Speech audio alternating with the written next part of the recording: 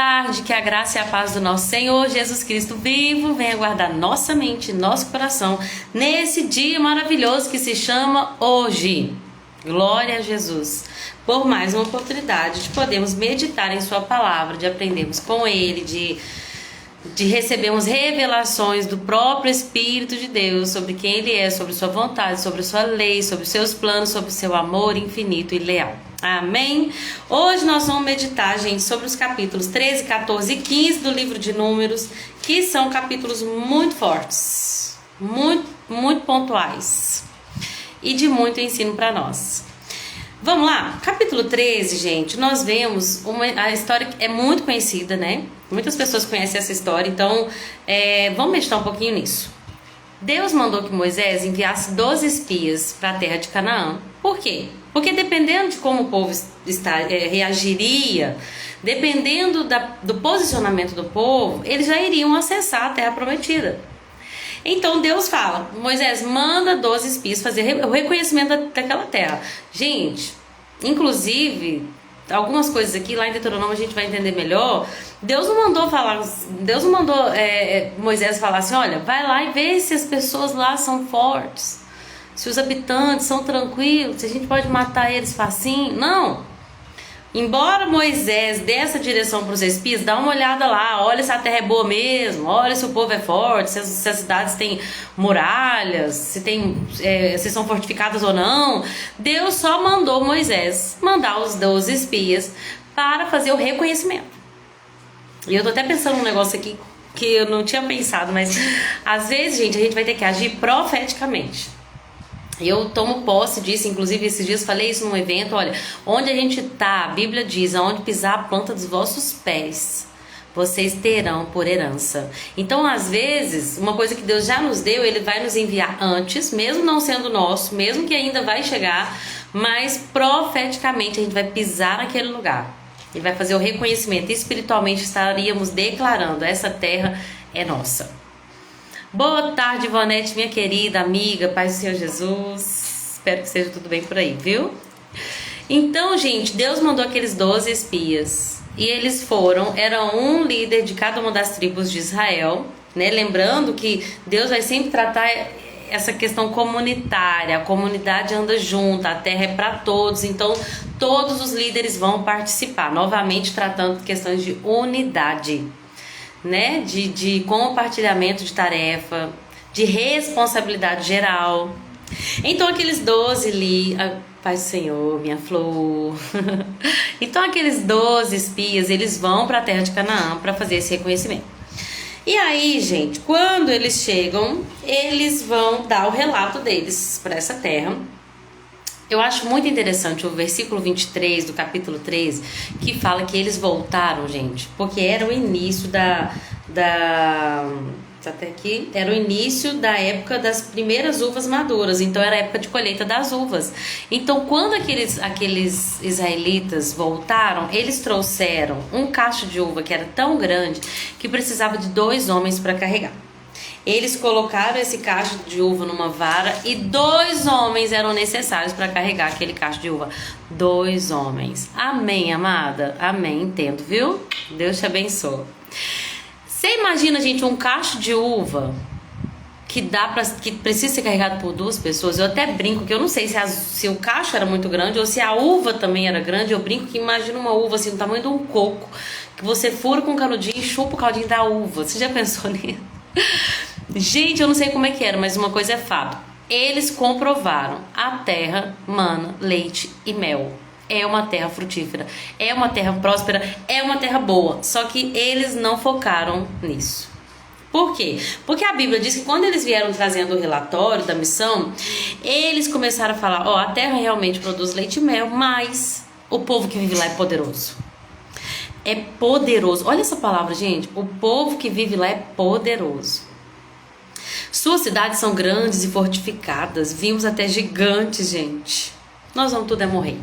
É basicamente isso que eles estão falando.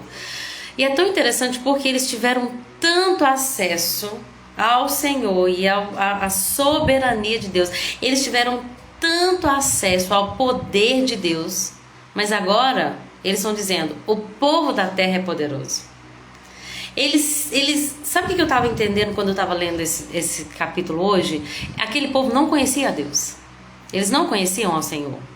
O Deus de Abraão, o Deus de Isaac, o Deus de Jacó, eles não conheciam o Deus de Moisés, eles não conheciam. Eles não tinham essa intimidade por conhecê-lo, por compreendê-lo. E nós falhamos, gente, por isso, porque nos falta conhecimento. Que conhecimento da Bíblia, da palavra? Só não, do conhecimento de Deus. Não adianta só conhecer a letra, eu preciso conhecer o Deus que se revela nas letras, nas entrelinhas, no profundo, aquilo que só o Espírito Santo me traz, que eu nunca vou achar num livro, nem num site apenas. Não é só uma coisa que eu vou pesquisar, é uma coisa que vai ser revelado. Aquele povo não tinha conhecimento de Deus. Eles não conheciam a Deus. Sabe, naquele momento... E olha só por que eu falei isso, que eles não conheciam, eu até marquei aqui. Porque no capítulo 3, do versículo 14, eles perguntam assim: por que o Senhor, Yahvé, por que o Senhor está nos levando para essa terra para a gente morrer em combate? Olha, tá vendo por que eles não conhecem a Deus? Porque eles estão perguntando entre si: por que Deus está levando a gente para a gente morrer em combate? Não estou entendendo esse plano de Deus. Eles não conhecem o poder de Deus. Eles não conhecem, gente. Não, Jesus falou assim: olha, erreis por não conhecerem as Escrituras e o poder de Deus. A gente perde muita bênção por não reconhecer o poder de Deus. Eles não conheciam o Senhor. Então assim, por que Deus vai nos levar para lá para nos matar? Por quê, gente? Porque o Deus de Abraão, de Isaac e de Israel já havia prometido: eu vou livrar vocês da mão desses povos, os cananeus, os jebuseus, os ferezeus, os heteus, todos esses eu vou entregar na mão de vocês. Lá na frente a gente vai ver quantas batalhas que foram lutadas pelo povo de Israel que eles nem precisavam lutar. Deus fazia uma confusão lá no exército inimigo, eles mesmos se mataram. Deus enviava raio do céu. Eles não precisavam temer, porque Deus é mais poderoso do que qualquer multidão, gente. Mas eles estão aqui dizendo: o povo ali é poderoso. E a Bíblia diz que eles começaram a murmurar. Era muito melhor ter morrido no Egito, era muito melhor morrer até mesmo nesse deserto. Agora Deus está enviando a gente para essa terra, nós vamos morrer, nossos filhos vão ser escravos. E eles estão murmurando contra Deus. Eu falei isso ontem, gente, novamente eu repito: Deus quer que dos nossos lábios saiam palavras de gratidão. Gratidão. Hoje eu tenho um testemunho para contar. Meu marido tá com um caroço no pescoço. E, gente, porque o inimigo tentou usar desse caroço para me trazer preocupação, medo, reclamação. Nós estamos fazendo tua obra e o meu marido tá doente. E o tempo todo Deus falava comigo: você que não diminua o meu poder por causa de um caroço. Não diminua o meu poder, ainda que seja uma coisa terrível e maligna. Eu sou capaz de dar vitória sobre o câncer. Eu sou capaz de trazer vida onde não há. E ainda que ele morra, eu sou capaz de ressuscitar. E ainda que ele morra mesmo, que ele vá para o céu, ele vai estar melhor do que todos nós. E Deus vai me sustentar no luto. Sabe, é isso que Deus espera de nós. Essa confiança em todo o tempo, não importa o que venha. E aí ele fez ultrassom, ele fez exames e hoje ele foi no médico. O médico constatou que não é maligno, que esse caroço não, ele pode até permanecer com ele ou retirar, ele pode, mas falou o nome, mas eu não sei, é realmente um nódulo de gordura. Mas sabe, gente, se eu tivesse ficado sofrendo todos esses meses por causa desse caroço, eu tinha tido um piripaque. Eu tinha afetado a minha vida com Deus, o meu relacionamento na minha família. Sabe aquela pessoa que é a mulher rixosa? Ela, às vezes é porque ela tá tão cheia de problema, ela tá tão ansiosa, ela tá tão preocupada, ela começa a comer, ela começa a engordar, ela começa a afetar os relacionamentos, ela começa a falar demais, ela começa a pecar, e aí ela começa a ficar longe de Deus. E porque ela fica longe de Deus, a vida dá tudo errado. Por quê? Porque faltou confiança, faltou fé. E Deus espera que nós tenhamos fé. Porque se Deus é capaz de fazer com que um monte saia de onde ele está e precipite no mar com uma fé do tamanho de um grão de mostarda, muito mais o Senhor pode fazer, gente, com o impossível. Nós só precisamos nos posicionar. O meu Deus está cuidando de mim, Ele sabe de todas as coisas. Eu sou filha amada, eu sou filho amado. Deus não saiu do controle, Ele está cuidando, eu só tenho que estar no lugar de obediência. E aí quando a gente faz isso, a gente acessa esse lugar de paz, primeiramente, Como Jesus falou, vamos viver um dia de cada vez? Vamos viver um dia de cada vez? Sabe por que muitas pessoas têm crise de ansiedade? Começa, ai meu Deus, a crise vem. Porque a cabeça começa a se encher do que pode acontecer, do que vai acontecer, do que já aconteceu. E aí a gente não vive o hoje. Em Mateus 6, Jesus vai nos dar o remédio. Basta cada dia o seu mal. Viva o mal de hoje. Você já tem um diagnóstico hoje? Não. O que você tem hoje? O que eu tenho hoje é que fazer comida para os meus filhos e arrumar minha casa. E ir na igreja. Então faz hoje, faz de todo o seu coração. O dia que você receber qualquer diagnóstico ou não, se for um bom diagnóstico, faça igual a mim, testemunhe e louve assim. Ou se for mal, vai pro joelho, vai orar, vai buscar de Deus a resposta e a cura. Mas o que adianta eu sofrer com uma coisa que vai acontecer daqui meses? Basta a cada dia o seu próprio mal. Amém? Aquele povo começou a ver o povo lá no deserto, gente. Começou a ver a terra prometida, que era a terra de Canaã, e começou a focar no povo.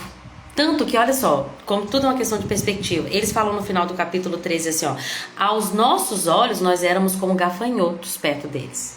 Os homens são tão grandes que aos nossos olhos a gente parece um gafanhoto, a gente parece um grilo. Nós não valemos nada, nós somos frágeis, nós somos fracos, nós não vamos conseguir. E olha só, na nossa boca, gente, a nossa boca pode profetizar e a gente pode viver grandes milagres e maravilhas, ou a nossa boca pode amaldiçoar e a gente vai viver maldições. O que sai da sua boca determina aquilo que você vive. A Bíblia diz que a palavra de Deus é como uma semente. Então, o que você tem semeado? Se você semear a palavra de Deus, você vai colher vida. Porque a palavra de Deus é viva.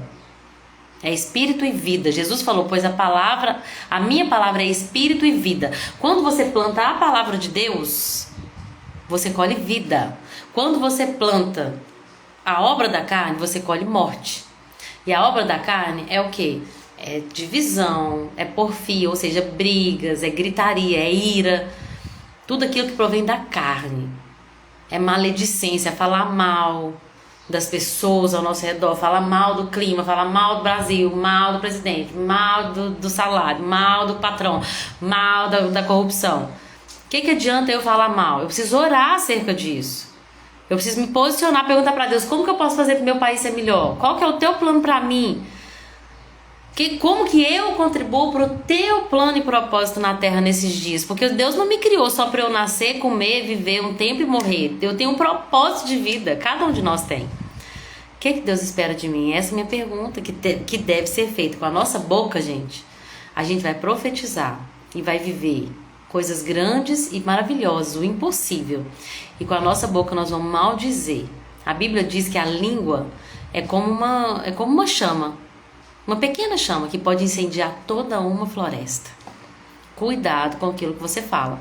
Aqueles 10 espias, dos 12, gente, 10 apenas que tiveram essa perspectiva negativa. Aqueles 10 espias, gente, eles começaram a levar o povo a esse lugar de desânimo. Por isso que a Bíblia diz, gente, vou falar para mulheres aqui, que eu vi que só entrou mulher até agora. A mulher, ela tem o poder de edificar e de destruir. A mulher, ela tem o poder de construir um lar e de destruir um lar. A Bíblia diz com suas próprias mãos. Aquilo que a gente fala acerca do nosso lar, do nosso marido e dos nossos filhos, tem uma capacidade muito grande. Aquilo que a gente fala vai edificar o nosso lar ou vai destruir o nosso lar. E nós precisamos tomar cuidado, gente, com aquilo que a gente fala. Nossa, eu sempre falo isso, né? Nossa, esse menino não aprende. Eu sempre falo assim, eu sempre cito isso na live, porque eu sou professora e eu já vi muitas mães falando isso. Ah, não, mas meu menino é burro demais. Ele errou essa questão aqui, meu menino é burro. Mas meu menino não aprende, meu menino não muda.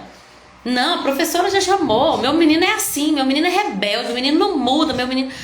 Gente de Deus, o que você tem falado dos seus filhos? O que você tem falado da sua casa? Começa a falar, minha casa prospera, sabe por quê? Porque é Deus quem envia provisão para essa casa. Tá lá comendo arroz, feijão e ovo, mas vai falando isso. Creia. Profetiza com seus lábios. Meu marido não é convertido, meu marido é muito difícil, ele não teve encontro com Jesus, ele não vai mudar nunca, porque foi a mãe dele que ensinou ele assim, que ela é difícil também. Começa a falar, meu marido vai ter um encontro com Jesus. Ele ainda não teve, mas está marcado lá na eternidade. Ele vai ser transformado desse jeito dele. Esse jeito dele de falar, de agir. Vou contar um outro testemunho para vocês muito rapidamente. Meu marido é homem de Deus. E eu louvo a Deus por ele. Tô achando até que ele chegou ali. E eu me lembro, gente, que eu tive um encontro, assim, fui cheio do Espírito Santo no decorrer da minha caminhada cristã há alguns anos, e eu me lembro de ser chamada para esse lugar de oração, e eu queria muito vê-lo nesse lugar de oração. E ele estava numa vida assim muito corrida, ele trabalhava na serralheria de manhã, ele acordava 5 horas da manhã para fazer o orçamento, tinha que entregar serviço, então trabalhava até 8 horas da noite, aquela luta, e eu assim, eu só queria que ele fosse, sabe, aquele homem que tivesse entregue ao ministério como eu tava, assim, querendo viver dessa obra, querendo fazer as coisas para Deus, mas ele tava numa outra vibe, assim, ele sempre foi um homem que temeu a Deus, teme a Deus, ele teme a Deus. Gente, ele me ensina o temor ao Senhor. Tanto que quando eu pergunto pra ele assim, qual que é o seu maior medo? Ele sempre falou, desde que a gente namorava, há 14 anos atrás, ele sempre falou assim, meu maior medo é de perder a minha salvação. E aquilo pra mim, né, porque eu tinha tantos medos egoístas, medo de perder minha família, medo de ficar sozinha, medo disso, medo daquilo. E ele sempre me mostrou esse temor, então ele sempre temeu muito a Deus, ele sempre foi um homem muito assim, correto nas suas atitudes, ele sempre me ensinou muita coisa, um homem justo, diante de Deus e por meio de Jesus. Mas ele estava estagnado espiritualmente. E eu comecei a orar por ele, gente. E eu comecei a orar por ele, Deus me levava a orar por ele. Eu lembro que de madrugada, às vezes eu orando, eu punha a mão nele assim, e ele acordava achando esquisito, eu pondo a mão nele. E aí eu até brinco que hoje ele tem vivido um despertar tão grande que às vezes eu acho difícil acompanhar. Eu falo, Deus, me dá força para eu acompanhar. Eu sempre orava assim, Senhor, nos nivela ao mais alto nível. Por que eu orava isso? Porque se eu estava buscando muito a Deus e eu estava num nível maior espiritual, eu orava para que Deus nos nivelasse. Mas eu também tinha humildade para pensar que eu que não estava no mais alto nível. Então eu falava com o Senhor, nos nivela ao nível mais alto. Se é Ele que está acima de mim, então me nivela ao nível dele. E se é eu que estou acima dessa busca, não no sentido de comparação, mas no sentido de busca, de entrega, de devoção, então nos nivela ao mais alto nível. Essa era a minha oração, gente, foi minha oração por anos. Até que esse homem começou a viver o evangelho de uma forma que hoje ele fala só em reino, missões. Esse dia estava precisando comprar roupa, ele falou, não, eu quero comprar roupas que apoiem causas missionárias. Sabe quando você fica assim, tá difícil acompanhar. Tá difícil não, o Espírito Santo tá me dando graça. E eu vou acompanhar, mesmo que comece a correr, nós vai começar a correr junto. Vocês entendem como é que os nossos lábios, porque um dia eu falei, eu preciso orar. Eu não sei qual que é a sua condição, o que você precisa orar, mas Deus é capaz, gente, de levantar morto. Quando Jesus fala assim, ó, eu vim para dar vista aos cegos, para fazer com que os surdos ouvem, os mudos falem, os coxos andem. Eu sempre levei para o lado físico, pela minha ignorância espiritual, sempre levei para o lado físico. Jesus veio para curar pessoas. Mas esse ano, gente, Deus me despertou para isso. Você vai começar a orar por isso. Você vai orar para que os olhos das pessoas sejam abertos, porque Jesus veio para trazer vista aos cegos. Você já viu como tem gente que enxerga, mas não vê? Vê, mas não enxerga? Não sei.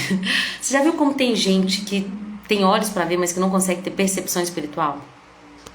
Você já viu como tem gente que tem ouvido, mas não ouve a voz de Deus, não ouve a direção de Deus, não ouve o Espírito de Deus? Jesus veio, disse, eu vim para dar vista aos cegos, e eu vim para que os surdos ouçam. O que Jesus falou? Eu vim para que os mudos falem.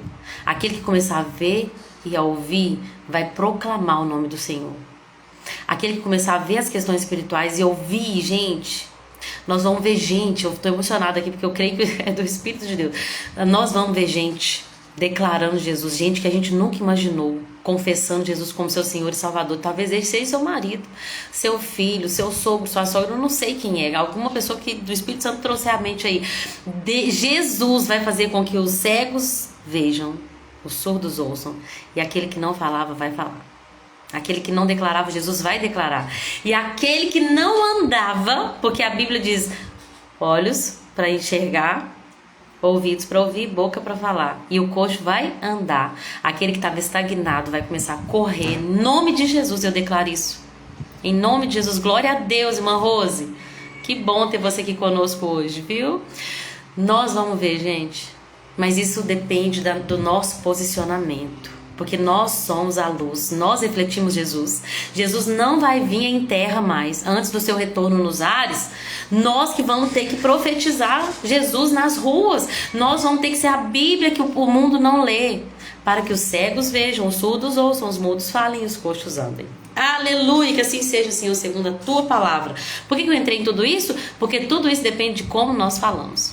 Os 10 espias profetizaram. Nossos filhos vão entrar naquela terra e vão ser escravos, nós vamos morrer na batalha, nós vamos perder porque nós somos gafanhotos.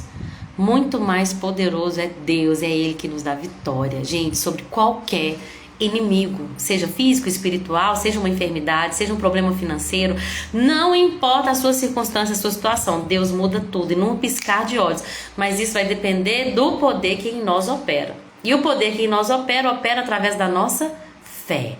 Não importa o diagnóstico que você recebeu, não importa o que o médico disse, não importa o que o advogado disse, não importa o que o mundo diz, importa o que Deus diz. E se Deus disse que a terra seria deles, eles tinham que crer. Como Josué e Caleb.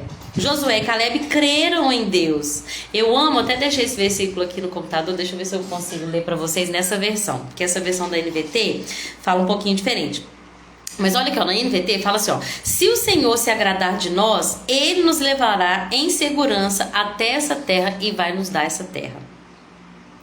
Se o Senhor se agradar de nós. Então, quer dizer que a terra vai ser nossa de qualquer jeito? Não. Se nós estivermos nesse lugar, posicionados nesse lugar de obediência, se Deus se agradar de nós, nós vamos receber essa herança. Aqui na versão mais tradicional, fala assim, ó: se o Senhor se agradar de nós, nos fará entrar nessa terra e nos dará, terra que mana leite e mel.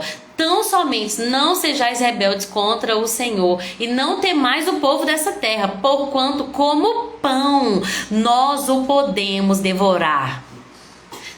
Alguns se viram como gafanhotos. Nós somos como gafanhotos, nós vamos ser devorados. Mas olha como Josué e Caleb se viram. Olha como que a sua imagem, a sua identidade é importante. Eles dizem, eles são como pão, e como pão nós o podemos devorar. Retirou-se deles o seu Deus, o seu amparo. O Senhor é conosco, não os temais. Gente, esse relatório de Josué e Caleb é maravilhoso. Alguns falaram, nós somos como gafanhotos, nós somos pequenos, nós vamos morrer. Outros falaram assim, ó: se Deus se agradar de nós, eles são como pão, nós vamos lá e nós vamos devorar aquele povo. É essa postura que Deus espera de seu povo, um povo que declara bênção, a bênção sobre sua casa, sobre sua vida, sobre sua família, declara o reino de Deus. Eu fui lá no Cristo Redentor, levantei as mãos, falei, parar de Minas é do Senhor Jesus. Alguém pode olhar e falar assim, é doido. Tem noção de quantos milhares de pessoas que não são cristãs moram aí? Tem noção de quantos bruxos, de quantos, sei lá, de quais outras religiões, de quantas pessoas céticas, de quantas pessoas corruptas? Não importa. Importa uma coisa, declarar com os meus lábios, parar de mim é do Senhor Jesus. Amém, aleluia. O que aconteceu, gente? Eu garrei nesse capítulo aqui, mas é isso. O objetivo da live é trazer princípios práticos. E o princípio prático de hoje é: não reclame.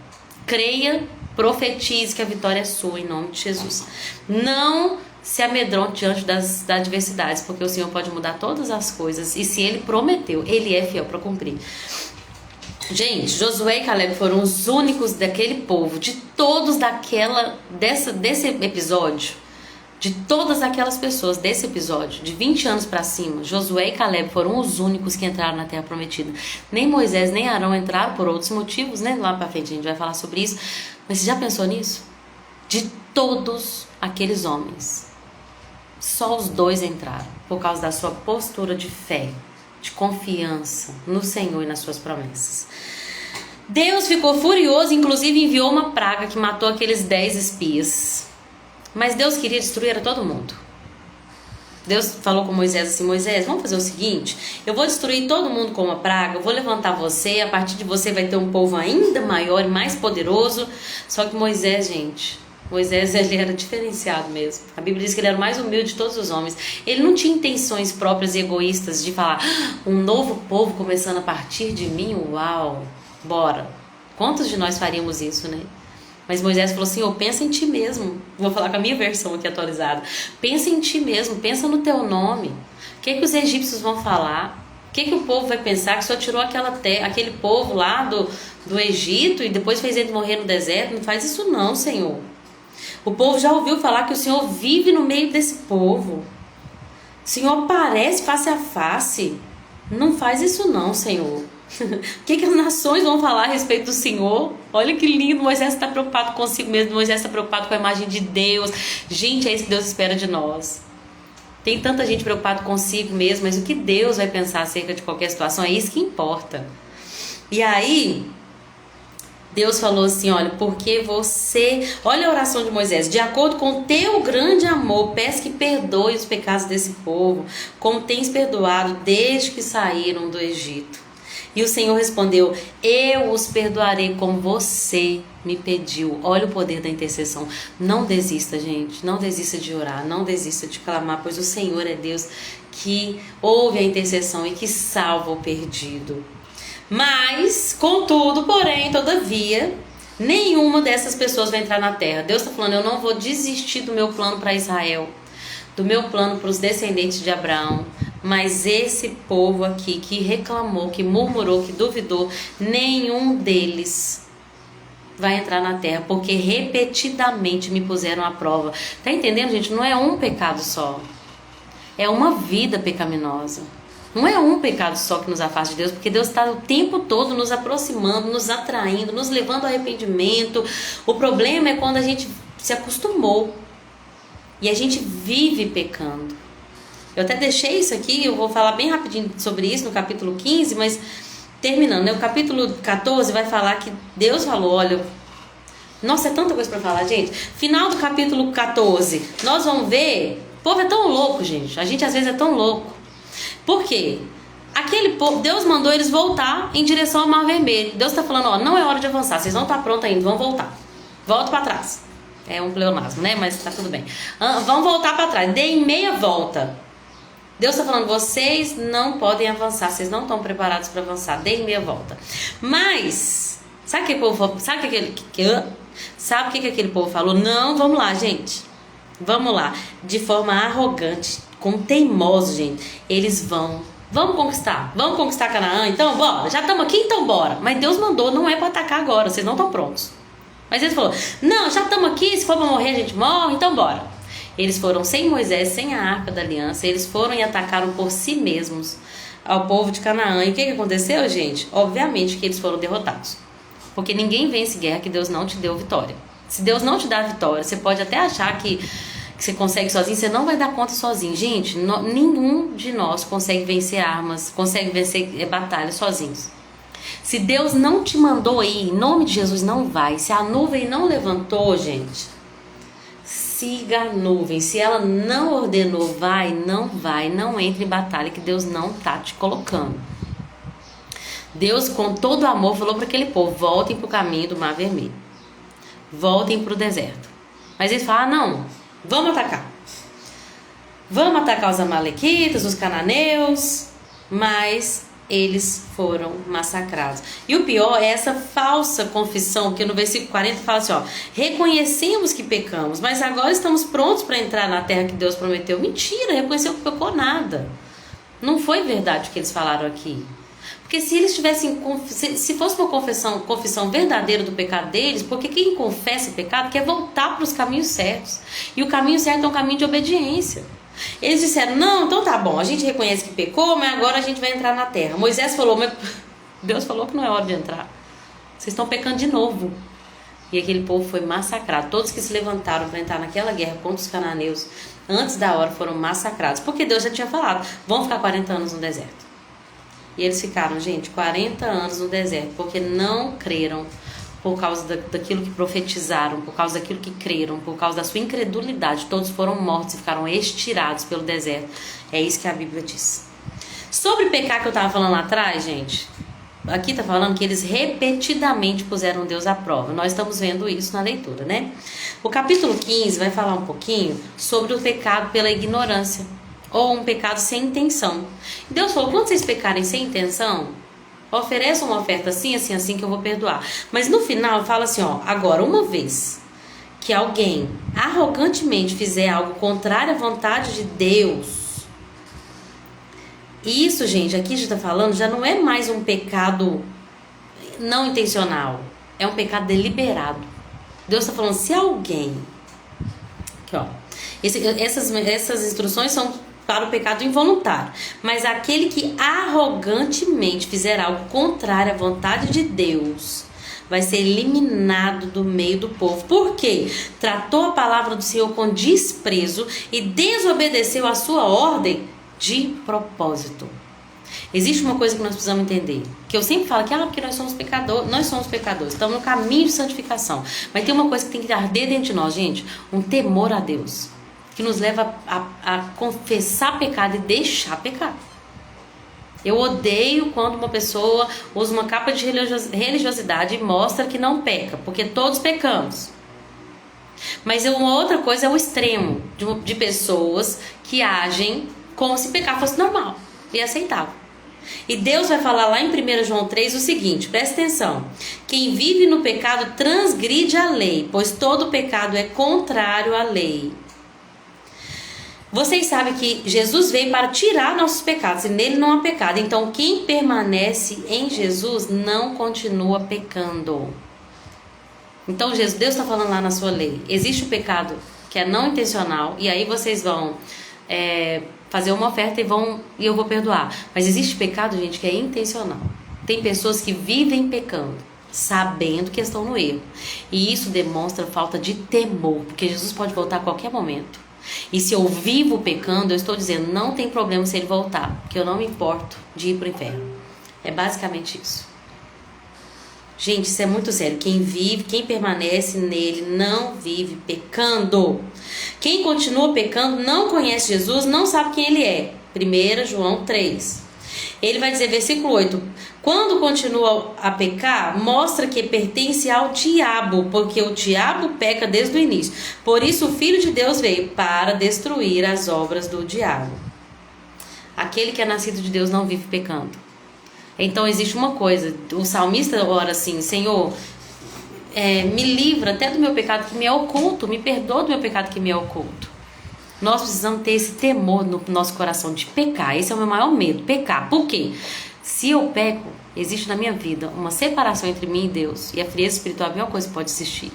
E além disso, abre uma brecha para que o diabo entre na minha vida e traga destruição, porque ele veio para roubar, matar e destruir. Então o nosso maior medo da nossa vida tem que ser o pecado. Mas aí nós vamos ver que existem dois tipos de pecado. Aquele que a gente faz sem saber e sem intenção. Quando a gente fez, a gente já se arrepende, pede perdão, quando Deus nos traz à luz. Mas tem pessoas que acordam de manhã, sabem que é pecado alguma coisa e continuam pecando. Para esses, gente, a consequência é grave.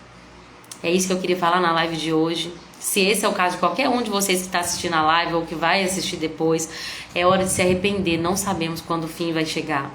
Nós precisamos lutar contra o pecado todos os dias. Todos os dias. Foi só uma mentirinha básica. Foi só um exagero. É só uma questão de tempo, porque logo eu vou resolver esse problema, aí eu não vou precisar mais cometer esse pecado. Muda de vida hoje. Quanto mais a pessoa vive pecando, mais consequência, mais longe está do Senhor. Então nós precisamos andar em obediência, amém? Para acessar essa terra prometida, preciso de obediência. É isso que Deus colocou no meu coração para hoje. Que Deus abençoe a vida de cada um.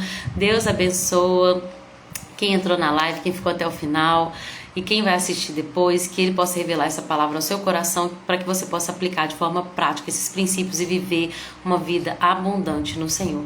Amém? Deus abençoe e até amanhã, se assim Jesus permitir. Com Deus.